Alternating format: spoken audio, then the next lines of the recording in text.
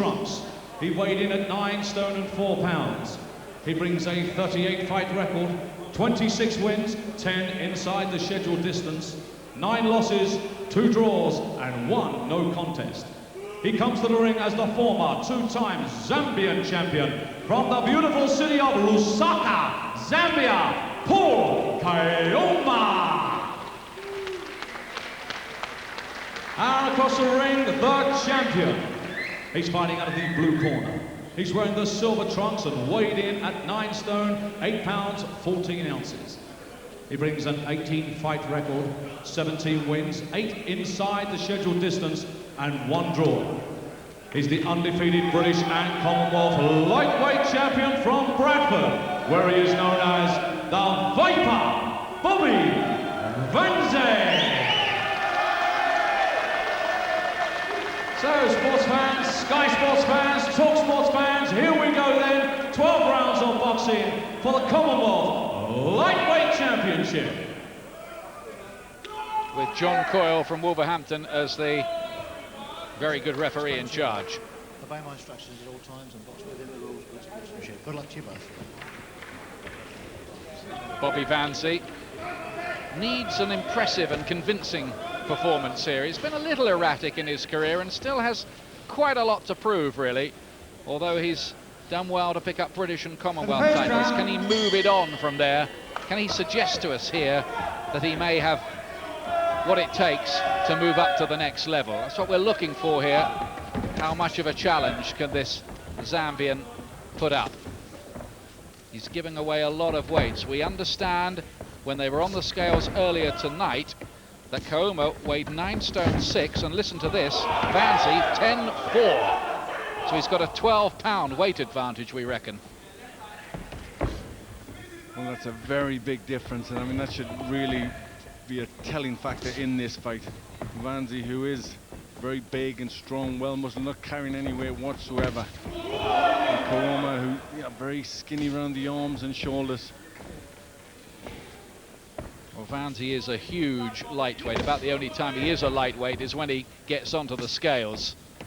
The pounds go on quickly after that. He might well have to move up to light welter quite soon, you'd think. He once failed to make light welter as an amateur. Kaoma, though, with a good record of durability, he may need it here.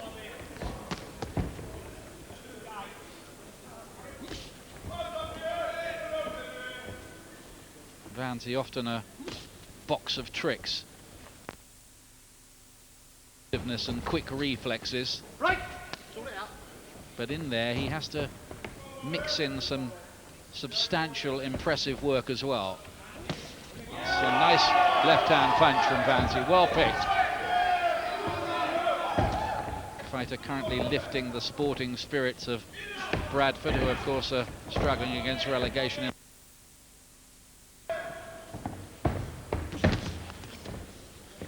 He really has a very unorthodox style.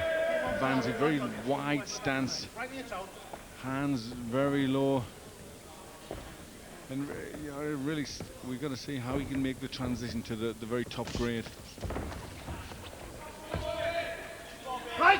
Holding on from Vanzi. John Coyle quickly onto the case. Let's hope he is every time we get that kind of mauling. But how much has Kaoma got here? There's another sharp punch from Vanzi. 2 of them now in this first round. Well, the reach officially was the same, 69 inches, but you could have fooled me looking at them there. Well, he's plenty sharp. Vanzi getting a nice 2-punch combination on there. No problems at all for Bobby Vanzi so far, able to work on the outside, use his speed, frustrate Kaoma. Not much happened in the round, but Vanzi did what work there was. Well, there is Bobby Vanzi, 26 years of age. This is his 3rd defence of the Commonwealth lightweight title tonight. There's that sharp left hand from Vanzi, but with that wide stance, he got that on, but he left himself too far out of the way. He needs to bring his back foot up and shorten that stance. Second round, round 2. Second round, the kind of glam rock silver of Bobby Vanzi, the defending champion, the blue of the Zambian Paul Kauma. Very experienced, with 38 fights behind him, but only 10 knockouts on his record, which suggests he's not one of the big hitters. That's a great right uppercut, and it's laid out. Kauma, who might do very well to recover from that. No, the fight is off. The fight is called off. John Coyle took a look at the African and said no more, and he wants treatment. It's over. Vanzi retains the Commonwealth title. It was a great shot, but let's hope Kauma is okay. Medics quickly on the scene, taking a look at him. He's leaning up. His eyes are glazed. It looks as if he will be all right, but that was good refereeing from John Coyle. He got to about 4, took a look at him, knew he wasn't going to get up, and knew that the priority was to get him some medical attention. Well, he was a very experienced ref and reacted as you would expect in that situation. But it was a good shot from Vanzi, and let's hope Kauma is all right. Well, he did lean up, but there does seem a little concern about him. And it does raise one or two questions, that fight. First of all, was Kauma really good enough to be challenging for the Commonwealth title? Since really all he'd done was to be a durable loser, lasting the distance every time he'd gone in with good fighters. And there was the weight thing too. Vanzi, a huge lightweight, 10-4 we understand on the night, and Kauma, who was really no more than a super featherweight. That's right, Ian, but you know, the fact is, at the weigh-in, when they had to have the schedule weigh-in, Vanzi was a lightweight. You know, and Kauma was 9 stone 4, super feather. That's right. So I mean, there's a difference there, but you know, Vanzi made the stipulated weight, and really that's all that matters. It's something the board are currently monitoring, but attention for the moment has to be on the well-being of Paul Kauma. I think he is all right, and he was sitting, you know, but I think they just, as always, they've got to take every precaution and give him plenty room and, you know, do it all right. He is getting oxygen treatment, and of course the standards of medical attention for boxers have improved dramatically in recent years, and the case which underlined that more than any was that of Spencer Oliver, when he collapsed in the ring, and he received wonderful attention in the ring that night from the medical people and was able to make a complete recovery. And you'd have to say that a decade or so before, you wonder if he would have lost his life. That's exactly right, and safety is the first issue.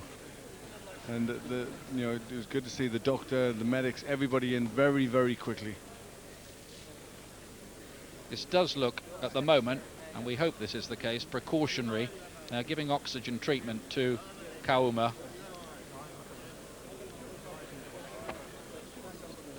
And they're doing a thorough check before they allow him to leave the ring. But these are always worrying scenes, Glenn.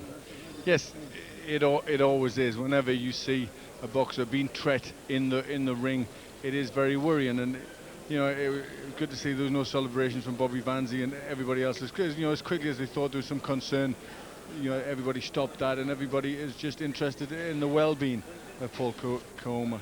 And there's a hush around the arena.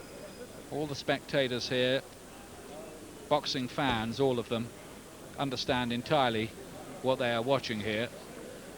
But let us hope that this is precautionary and that there is no serious problem with Paul Kauma, who's a married man with 3 children at home between the ages of 5 and 9. And he's getting up, I'm glad to say. It was precautionary. Well done to all those unsung medical experts who helped there. Bobby Vanzi's the first to clap, and well done him too. No cavorting around the ring, no silly celebrations. Thank goodness Kauma is all right. That is the main thing in there. And really this is incidental that Vanzi has retained his championship. It was a very, very good punch, but thank goodness Kauma is okay. Yes, it was an excellent punch from Vanzi. Did pick it. He's very unorthodox. The first one missed the left hand, but the right hand, he come in with all his weight, really leaps in, similar to Nazim Hamed, where he leaps in with all his weight, and that adds to his punch power.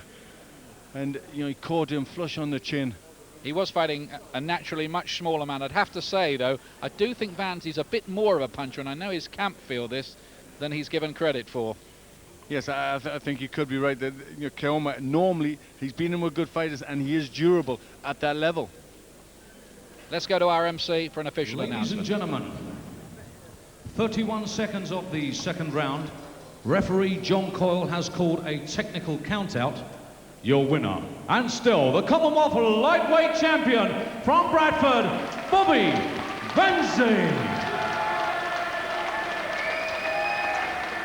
And ladies and gentlemen, Still unbeaten, Vanzi. Still with 2 title belts. That might be one of the easier nights in his career, Jim.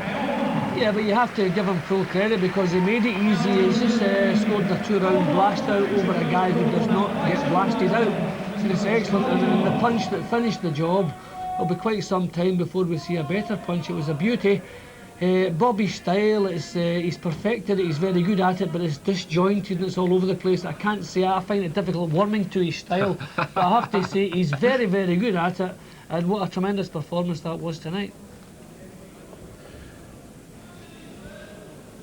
I think he's on his way down to have a word with Ian Darke there at ringside. Ian might need sunglasses as well as a microphone, or it's going to get himself dazzled by the lame outfit that Vanzi's wearing. But I suppose if you're a champion, you can do what you like, can't you? Ian? It is a very flashy outfit indeed. Bobby, well done. I mean, the main thing there afterwards that your opponent's okay. Yeah, that's all I'm bothered about. That is all I'm bothered about. You know, it's a hurt business. You know, sometimes it's quite barbaric, but you know, just as long as he's all right, I'm fine with that. You know. And you'd be worried more about that as a family man yourself with a daughter? Oh, most definitely, most definitely. I don't want no pain to come to any fighter I get in there with. I respect all the fighters I get in there with. You know, and it's just a hard game. You know, you just got to cope with it.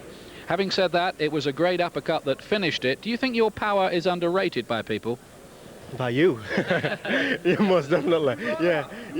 No, you know, I mean, a lot of people, a lot of commentators, as I said, you included, have always said that I'm not a puncher, but I can punch. Trust me. It's just that when I'm showcasing my boxing skills, you know, I'm not setting myself right. Now, me and Godfrey we went away after the Smith fight, and we know we've got power there, but it's just bringing it out, and it's setting yourself and setting your feet, and that's what I did tonight. Well, if we had made that point, it was because your knockout percentage was 44% before tonight. But let's move on. Are you ready to move up to the next level now? We've got Billy Schwer here tonight, people like that. Do you want to fight one of those now? I've already spoken about Billy Schwer, you know, but what I said before was I wanted to fight Colin Dunn because he's the more hungry of the two. There's Michael Ayers, there's Billy Schwer. What I said was I could make a great little two-bout competition where Michael Ayers fights Billy Schwer, I fight Colin Dunn, and the two winners face each other. I just want to find out who is the best lightweight in England. And I know I'm going to be #1. I know that. It's just that, Colin Dunn, where are you? You know what I mean? He's been inactive for how long? Well, it sounds like a great idea. Well, there we are. The two of them are shaking hands. They might be selling a few tickets already. That sounded like a very good idea, Bobby, that little cup competition among the lightweights. Let's hope it happens. It probably won't. It's too good an idea to happen, isn't it? Well, listen, if it doesn't happen, it's not because anything that my people haven't done. Let's talk to these guys' people. See All right. what they want to make the fight. Thanks a lot, Bobby. Love you. Thank you.